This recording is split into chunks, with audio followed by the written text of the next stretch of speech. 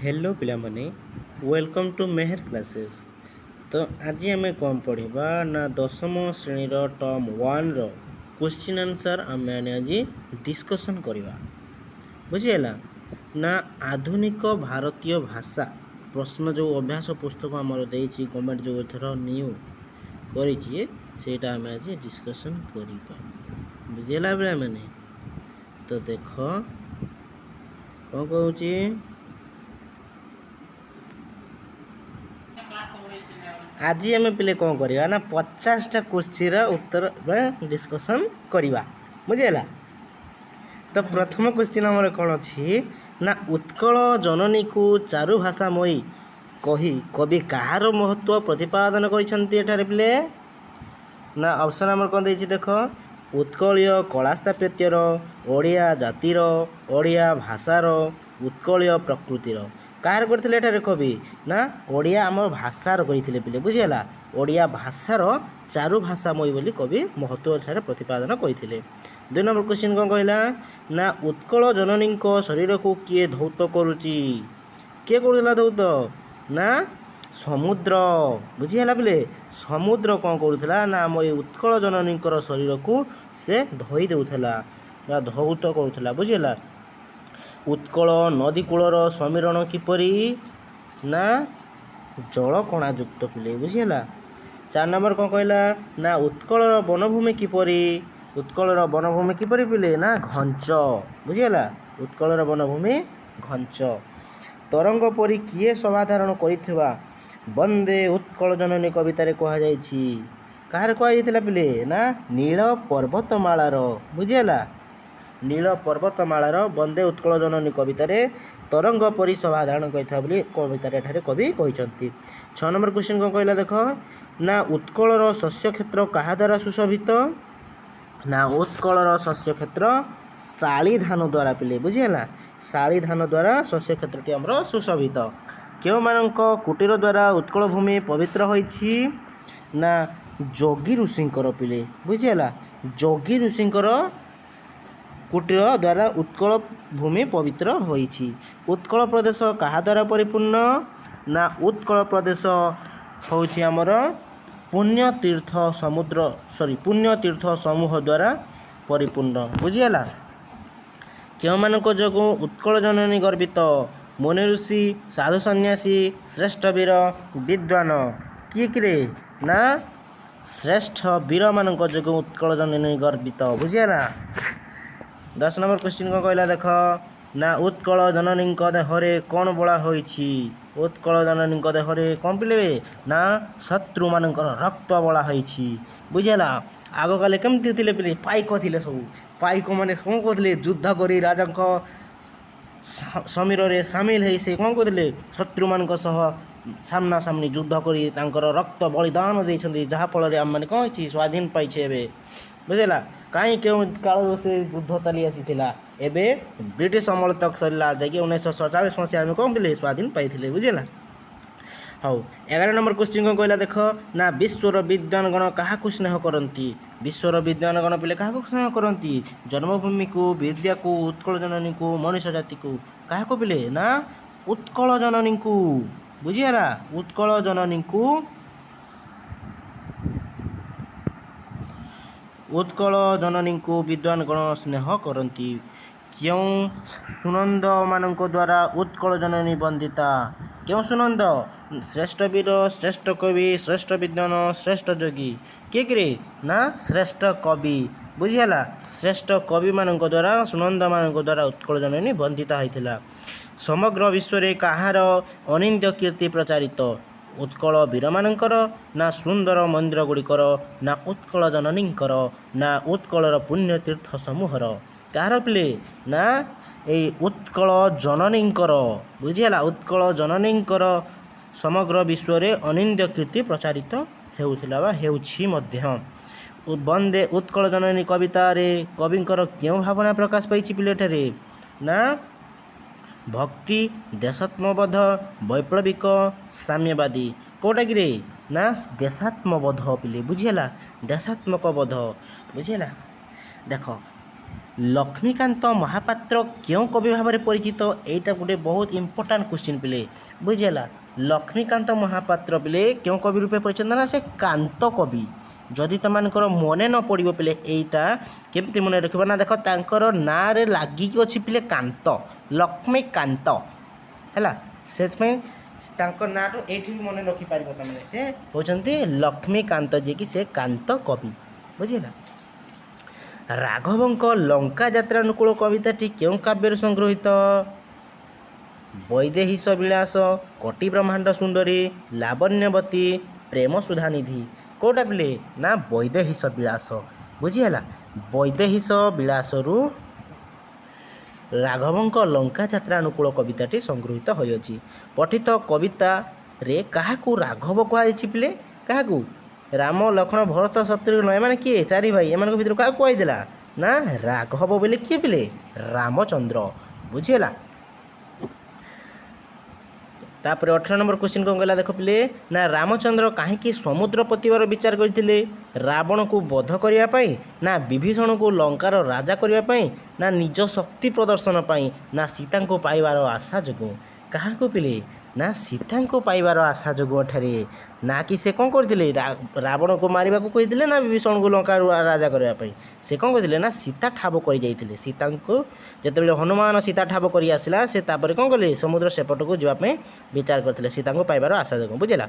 ନା ତାପରେ କ'ଣ କହିଛି ଦେଖ 19 ନମ୍ବର? ନା ରାମଚନ୍ଦ୍ର କେଉଁଥିରେ ସମୁଦ୍ର ପତିବାକୁ ବିଚାର କରିଥିଲେ? ମାଟିରେ, ଗଛଲତାରେ, ବାଲିରେ, ନା ପର୍ବତରେ ପିଲେ? କେଉଁଥିରେ କହିଥିଲେ? ନା ସେ ପର୍ବତରେ, ବୁଝିହେଲା। ପର୍ବତରେ ସମୁଦ୍ର ପତିବାକୁ ସେ ବିଚାର କରିଥିଲେ।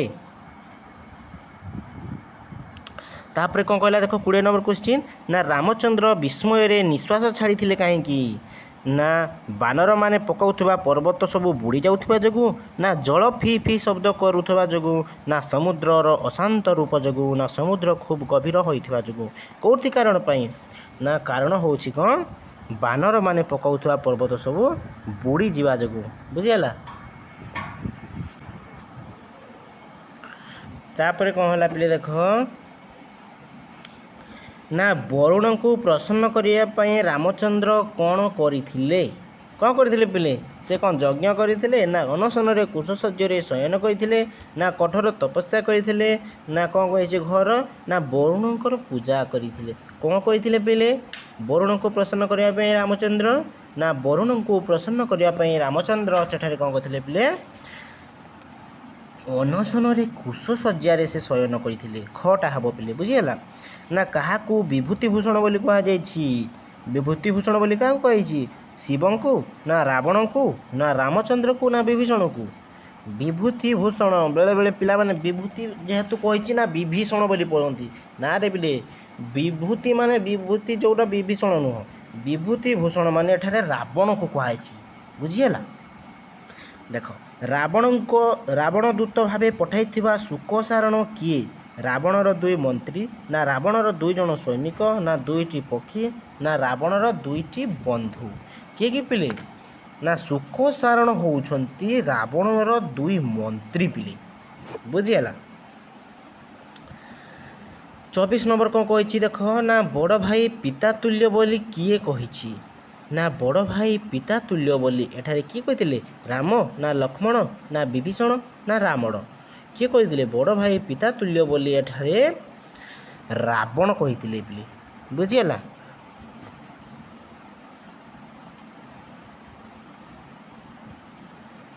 ପଚିଶ ନମ୍ବର କ୍ୱେଶ୍ଚିନ୍ କ'ଣ କହିଛି ଦେଖ? ନା ଅଙ୍ଗଦ ପିତାଙ୍କର ଶତ୍ରୁ କିଏ? ଅଙ୍ଗଦ କିଏ ପିଲେ? ନା ସେ ହେଉଛି ବାଳୀଙ୍କ ପୁତ୍ର ଅଙ୍ଗଦ, ବୁଝିହେଲା। ଅଙ୍ଗଦଙ୍କ ପିତାଙ୍କ ଶତ୍ରୁ କିଏ ଥିଲେ? ବିଭୀଷଣ, ରାମଚନ୍ଦ୍ର, ହନୁମାନ, ନା ରାବଣ? କିଏ ଥିଲେ? ଅଙ୍ଗଦଙ୍କ ପିତାଙ୍କ ଶତ୍ରୁ ହେଉଛନ୍ତି ପିଲେ ରାମଚନ୍ଦ୍ର, ବୁଝିହେଲା।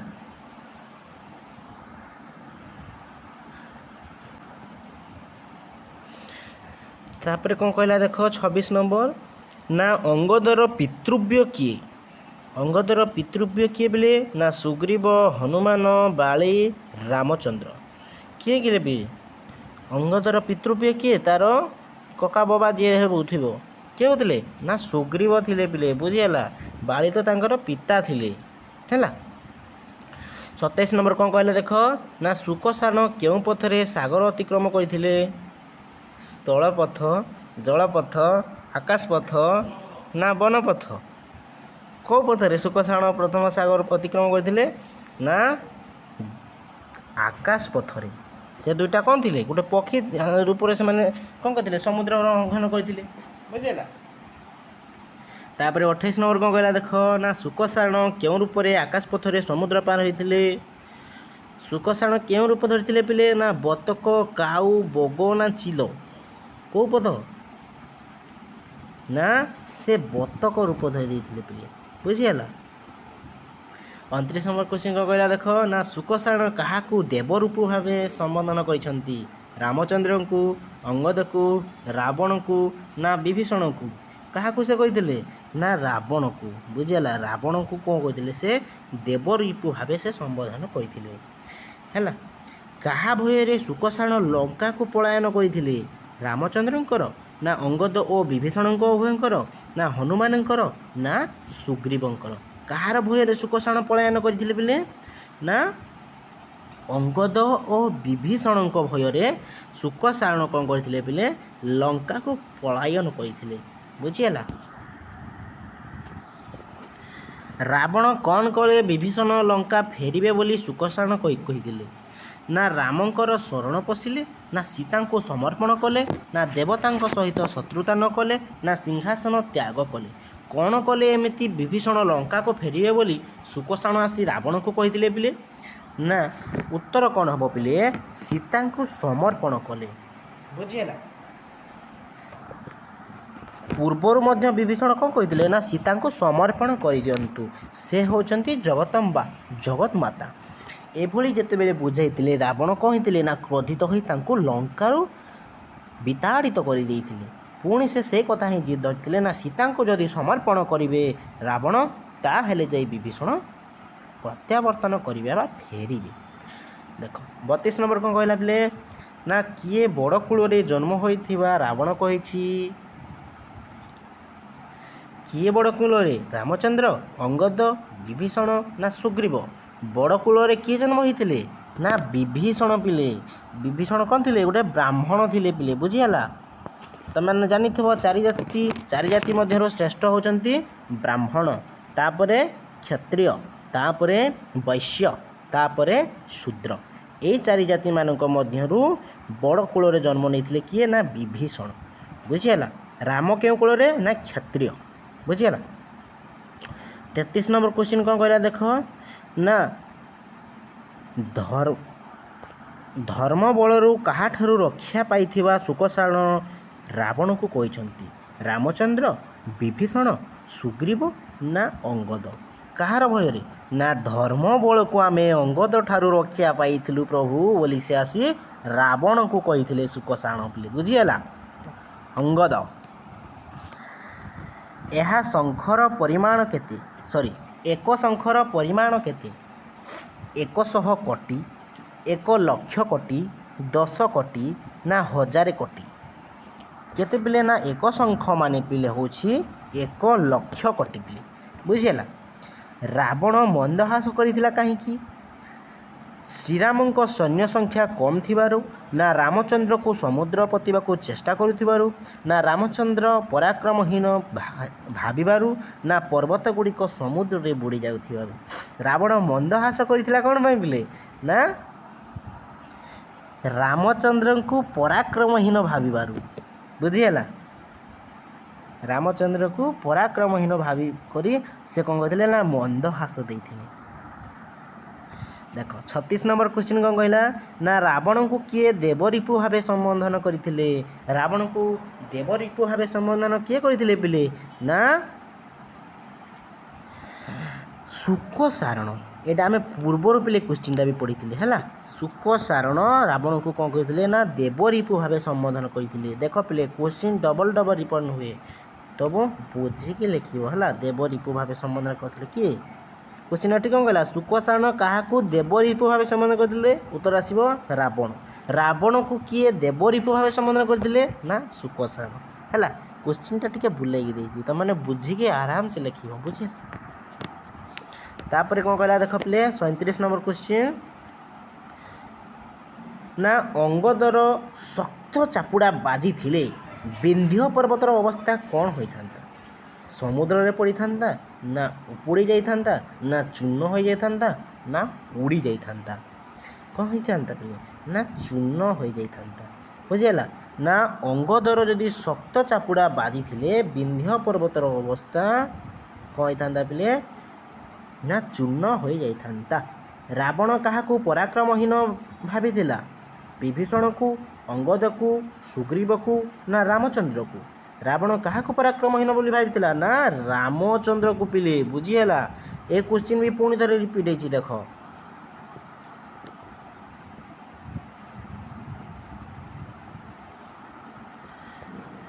रावण काहाकू पराक्रमहीन भाविथिला? ना ये रामचंद्र को। देख अंगदଙ୍କ ଶକ୍ତ ଚାପୁଡ଼ା ଆଗଠାରୁ କାହା ଯୋଗୁଁ ସୁକସାଣ ବଞ୍ଚିଥିଲେ? ନା ଧର୍ମ ବଳ ଯୋଗୁଁ ପିଲେ ବୁଝିହେଲା। ଏ କ୍ୱେଶ୍ଚିନ୍ ବି ପୁଣି ଥରେ ରିପୋର୍ଟ ହେଲା ଦେଖ। ନା କ୍ୱେଶ୍ଚିନ୍ ସେଠି କ'ଣ କହିଥିଲା? ଅଙ୍ଗଦର ଶକ୍ତ ଚାପୁଡ଼ା ବାଜିଥିଲେ କାହାର ଅବସ୍ଥା କ'ଣ ହେଇଥାନ୍ତା କହିଥିଲା? ବିନ୍ଧ୍ୟ ପର୍ବତର ଅବସ୍ଥା କ'ଣ ହେଇଥାନ୍ତା? ନା ଇଏ ଚୂର୍ଣ୍ଣ ହୋଇଯାଇଥାନ୍ତା। କିନ୍ତୁ ଏଠାରେ କ୍ୱେଶ୍ଚିନ୍ କ'ଣ କହିଲା ଦେଖ? ନା ଅଙ୍ଗଦର ଶକ୍ତ ଚାପୁଡ଼ା ଆଗଠାରୁ କାହା ଯୋଗୁଁ ସୁକସାଣ ବଞ୍ଚିଥିଲେ? ନା ଇଏ ଧର୍ମ ବଳ ଯୋଗୁଁ। ଏଇଟା ପୂର୍ବରେ ହେଇଥିଲା ପିଲେ ବୁଝିହେଲା। ଏଇଟା ନାହିଁ, এটা শক্ত চাপড়া গেলে চূর্ণ হয়ে যায় এটা। দেখ 40 নম্বর কোশ্চিন কোন কইলা? না রামচন্দ্র কেউ শয্যারে শয়ন করিଥିବା সুকসাণ রাবণକୁ କହିଛନ୍ତି ପତ୍ର ଶଯ୍ୟା, କୁଶ ଶଯ୍ୟା, ବାଲୁକା ଶଯ୍ୟା, ଭୂମି ଶଯ୍ୟା। କେଉଁ ଶଯ୍ୟା ପିଲେ? ନା ରାମଚନ୍ଦ୍ର କେଉଁ ଶଯ୍ୟା ନେଇଥିଲେ? ନା କୁଶ ଶଯ୍ୟାରେ ସେ ଶୟନ କରିଥିଲେ। ପୂର୍ବ ଦିଗ୍ବଳୟରେ କବି କାହାର ଛାୟାକାର ଚିତ୍ର ଦେଖିଛନ୍ତି? ମୀନଜୀବୀ ନାମର, ନା ଭାଳେରୀ ପାହାଡ଼ର, ନା ବନଭୂମିର, ନା ଦୀପ ଶୈଳୀର? କାହାର ପିଲେ? ନା ପୂର୍ବ ଦିଗ୍ବଳୟରେ ମୀନଜୀବୀମାନଙ୍କର ଛାୟାକାର ଚିତ୍ର ଦେଖିଛନ୍ତି ବୋଲି କବି ତାଙ୍କର କବିତାରେ ଉପସ୍ଥାପନ କରିଛନ୍ତି ପିଲେ ବୁଝିହେଲା। ସମୁଦ୍ର ମୁହାଣରେ ମାଛ ଧରି ଧୀବରମାନେ କାହା କଥା ଭାବି ପାରୁଥିଲେ? ଅନ୍ୟ ଧୀବରମାନଙ୍କ କଥା, ନା ପତପାଳ କଥା, ନା ଗୃହ କଥା, ନା ମାଛ ବିକିବା କଥା? ସମୁଦ୍ର ମୁହାଣରେ ମାଛ ଧରି ଧୀବରମାନେ ପିଲେ କ'ଣ କରୁଥିଲେ? ନା ଗୃହ କଥା ଭାବୁଥିଲେ। କିଭଳି ଭାବରେ ଗୃହ ପ୍ରତ୍ୟାବର୍ତ୍ତନ କରିବେ ସେ କଥା ସେ ଭାବୁଥିଲେ। ଚିଲିକା ମୁହାଣରେ କେଉଁ ଦିଗରେ ଭାଲେରୀ ପର୍ବତ ରହିଛି? ପୂର୍ବ, ଦକ୍ଷିଣ, ଉତ୍ତର, ପଶ୍ଚିମ? କେଉଁଟା ପିଲେ? ନା ଚିଲିକା ମୁହାଣରେ କେଉଁ ଦିଗରେ ଭାଲେରୀ ପର୍ବତ ରହିଥିଲା? ନା ପଶ୍ଚିମ ଦିଗରେ ପିଲେ ବୁଝିହେଲା। ପଶ୍ଚିମ ଦିଗରେ ଭାଲେରୀ ପାହାଡ଼ ବା ପର୍ବତ ରହିଛି। ନୌକାର ପାଲ ଟେକି ମୀନଜୀବୀମାନେ କିପରି ଫେରୁଥିଲେ? ଦୁଃଖିତ ହୋଇ, ଚିନ୍ତିତ ହୋଇ, ନା ଆନନ୍ଦିତ ହୋଇ, ନା ବିସ୍ମିତ ହୋଇ? ନୌକାର ପାଲ ଟେକି ଧୀବରମାନେ ପିଲେ କ'ଣ କରୁଥିଲେ ବା ମୀନଜୀବୀମାନେ କ'ଣ କରୁଥିଲେ? ଆନନ୍ଦିତ ହୋଇ ଫେରୁଥିଲେ ବୁଝିହେଲା। ଧୀବରମାନଙ୍କ କଣ୍ଠରୁ କବି କାହାର ସଙ୍ଗୀତ ଶୁଣିବାକୁ ପାଇଛନ୍ତି? କବି ସୂର୍ଯ୍ୟଙ୍କର, ନା କବି ସମ୍ରାଟଙ୍କର, ନା ଭକ୍ତ କବିଙ୍କର, ନା କବିବରଙ୍କର? କାହାର କଣ୍ଠସ୍ୱର ସେ ଶୁଣିବାକୁ ପାଇଥିଲେ? ନା କବି ସୂର୍ଯ୍ୟଙ୍କର। କବି ସୂର୍ଯ୍ୟ କିଏ? ନା କବି ସୂର୍ଯ୍ୟ ହେଉଛନ୍ତି ବଳଦେବ ରଥ ବୁଝିହେଲା। ଦେଖ କବି କାହାକୁ ଉଲ୍ଲାସର ଆତ୍ମା ବୋଲି କହିଛନ୍ତି? ଜ୍ୟୋତ୍ସ୍ନାକୁ, ଚିଲିକାର ନୀଳ ଜଳକୁ, ନା ଗୀତତାନକୁ, ନା ଚିଲିକା ମରୁତକୁ? କବି କାହାକୁ ଉଲ୍ଲାସର ଆତ୍ମା ବୋଲି କହିଥିଲେ ପିଲେ? ନା ସେ କହିଥିଲେ ଗୀତତାନକୁ ପିଲେ ବୁଝିହେଲା। ଗୀତତାନକୁ କ'ଣ କହିଥିଲେ କବି? ନା ଚିଲିକାର ଗୀତତାନକୁ ଉଲ୍ଲାସର ଆତ୍ମା ବୋଲି କହିଥିଲେ ପିଲେ ବୁଝିହେଲା। କବି କାହାକୁ ଜ୍ୟୋତ୍ସ୍ନା ଦୁକୁଳ ବାସିନୀ ବୋଲି କହିଛନ୍ତି? ନା ବନଭୂମିକୁ, ଚିଲିକାକୁ, ପୃଥିବୀକୁ କି ଦିଗଙ୍ଗନାକୁ? ଏଇ ଚାରିଟି ଭିତରୁ କ'ଣ ହେବ ପିଲେ? ନା ଦିଗଙ୍ଗନାକୁ ପିଲେ ବୁଝିହେଲା।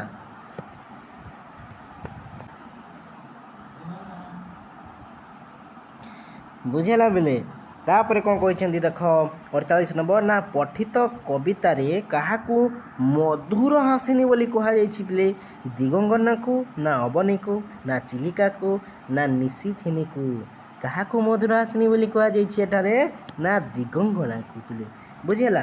ଦିଗଙ୍ଗନାକୁ କବି କ'ଣ କହିଛନ୍ତି? ନା ମଧୁର ହାସିନୀ ବୋଲି କହିଛନ୍ତି। କବି ସୂର୍ଯ୍ୟଙ୍କ ସଙ୍ଗୀତର ଗଳାଣିତ ଗଳ କଥାରେ ସଙ୍ଗୀତ ପଂକ୍ତିଟି କବିଙ୍କ ମନରେ କ'ଣ ଜନ୍ମାଇଛି? ଆନନ୍ଦ ଭାବ, ନା ଭାବାନ୍ତର, ନା ବିଷାଦ ଭାବ, ନା ଚିନ୍ତା? କ'ଣ କରିଛି? ନା ଭାବାନ୍ତର ସୃଷ୍ଟି କରିଛି ପିଲେ। ଖଟା ହେବ ପିଲେ, ବୁଝିହେଲା। କବି ସୂର୍ଯ୍ୟଙ୍କ ସଙ୍ଗୀତର ଗଳା କଥାରେ ସଙ୍ଗୀତ ପଂକ୍ତିଟି କବିଙ୍କ ମନରେ କ'ଣ କରିଛି? ନା ଭାବାନ୍ତର ସୃଷ୍ଟି କରିଛି ପିଲେ, ଭାବାନ୍ତର, ବୁଝିହେଲା।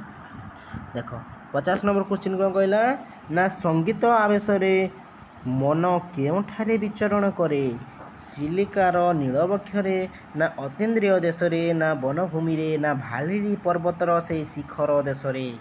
କେଉଁଠିରେ ମନ ଆବେଶରେ ସଙ୍ଗୀତ ଆବେଶରେ ମନ ବିଚରଣ କରିଥିଲା? କେଉଁଠାରେ କବି କହିଛନ୍ତି? ନା ଅତୀନ୍ଦ୍ରିୟ ଦେଶରେ ପିଲେ, ବୁଝିହେଲା। ଅତୀନ୍ଦ୍ରିୟ ଦେଶରେ ସଙ୍ଗୀତ ଆବେଶରେ ମନ ବିଚରଣ କରେ ପିଲେ, ବୁଝିହେଲା। ଆଜି ତ ଆମେ 50ଟି କ୍ୱେଶ୍ଚିନ୍ ଡିସ୍କସନ୍ କରିଦେଲେ।